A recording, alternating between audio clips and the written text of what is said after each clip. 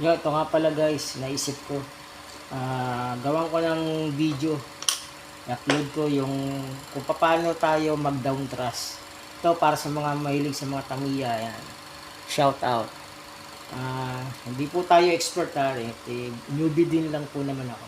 So, bigla ko lang naisip i-share para sa mga kapwa ko newbie. Yung mga naglalaro na pro stock. Ayan, para sa mini 4-wheel drive pro stock category. Paano mag down thrust, kasi yan ang kalimitang issue. Ang hirap mag down thrust, nababasag yung yung chassis. So share ko lang po baka sakali para sa mga kapwa ko newbie. Sa mga expert, alam na ito. So marami pong way ng pag-down thrust. Ito po yung naisip kong way. Gamit ako ng vice grip. Vice grip para sigurado walang kawala. And then meron tayong plies. Yan. Then inano ko muna ng tape yung DPR. Binalutan ko muna ng electrical tape para hindi magasgasan. Kasi mamaya iipitin niya ng plies pag bend. Ibe-bend po yan eh. Yan po yung pag-down thrust. Gagamit po tayo ng vice grip para walang kawala. Higpit na higpit ang kapit niyan. Yan po yung tornilyo niya.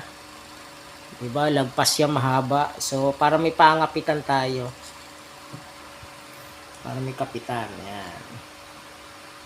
Na-vice grip natin yan. Yan. Nakalak na siya. So, pwede tayo mag-twist gamit yung plies. Yan, sa gusto nating angle. So, madali, di po ba? Hindi pa mai-stress yung So, hindi maano yung chassis. So, yan, twist natin dahan-dahan. Yan. So, gusto nating yung angle. Kung anong ilang degree yung gusto nyo. Kita ba? Ayan po, kita. So, twist natin. Ayan. Konti pa. Gusto ko, kasi malupit yung change lane dito sa amin. Talagang ang down thrust namin dito, palupitan. Hindi ka lulusot sa change lane dito. Amin, pag tanggalin na natin. Tanggalin na natin yung electrical tape. Kasi para hindi magalusan yung ayan po, naka-down thrust na siya. Tayo nyo. Ganyan po yung pagda-down thrust. Then saka natin ititrim yung sobra. Natanggalin natin yung sobra. Gagrinderin natin yan. So, yun lang po. Ganun lang po kasimple. Down thrusted na.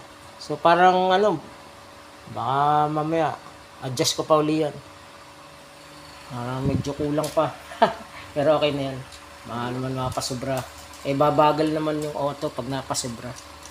So, ayan. Naka-down thrust na po yan. So, yun lang po guys. Sa mga kapwa ko newbie, sana nakatulong. Vice grip lang po katapat. Yan. Kasi dati plies lang hawak kong ipit. Nalasfog. Nahirapan ako. So, ngayon, vice grip guys. Plies pang twist. Okay, bye-bye. Ganun lang. At sa mga susunod pang video, mag-share tayo ng mga iba pa nating kinukutkot dito sa Tamiya Mini 4-wheel drive. Bye-bye!